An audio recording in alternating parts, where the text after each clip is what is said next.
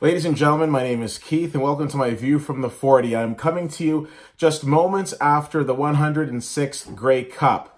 I want to talk about Dave Dickenson. Of course, Dave Dickenson is the head coach of the Calgary Stampeders.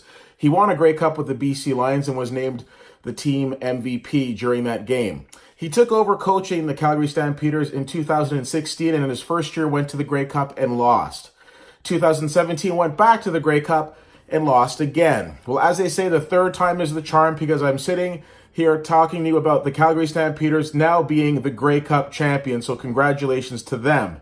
In a game that seemed to be dominated by nerves as the teams were exchanging turnovers like crazy, Calgary was able to pull it off, so congratulations to them. But you can't help but feel for the Ottawa REDBLACKS, and there are a lot of feelings. One is a feeling of sadness at the fact that they came ever so close to winning the Grey Cup, but also a sense of pride when you think about what this team has accomplished in just 5 years. Of course, we talked about the first year being the inaugural season in 2014, didn't go their way, but 2015, in their second year, went to the Grey Cup. 2016, winning the Grey Cup. And here back in 2018, in the Grey Cup again. During the pregame, I heard one of the TSN announcers saying something to the effect of, well, Trevor Harris needs this win to prove himself.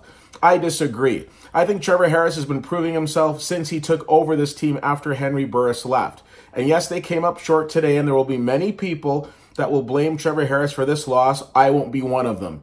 Yes, his statistics weren't great, but it was only a week ago where he lit up 6 touchdowns in a game against Hamilton, something that no quarterback has ever been able to do. And if you're doubting this person's ability to get the job done, let's take a look at his accuracy over the last several seasons. No, Trevor Harris will be just fine. One stat that I overlooked, and there were many stats that I brought to you in my preview blog. I talked about defense wins championships. I talked about how no team had lost a Grey Cup 3 years in a row. I talked about all of those things. One simple stat that I overlooked that my buddy Matt pointed out to me was the fact that the team that wins, the team that wears the home jersey in the Grey Cup has won like the last 6 or 7 Grey Cups. And of course, Calgary was donning the home jersey today. So damn you, home jersey.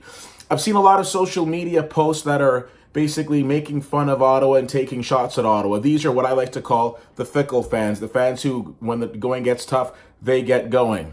I'm not one of those people. I am so incredibly proud of this organization and what they were able to accomplish. I'm also proud of Dave Dickenson and the Calgary Stampeders.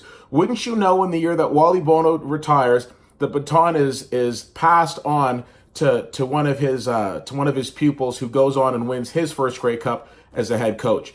Not necessarily the greatest game. As I said, it was pretty much marred by inconsistencies and fumbles and turnovers and what have you, but still an interesting game to end the season on.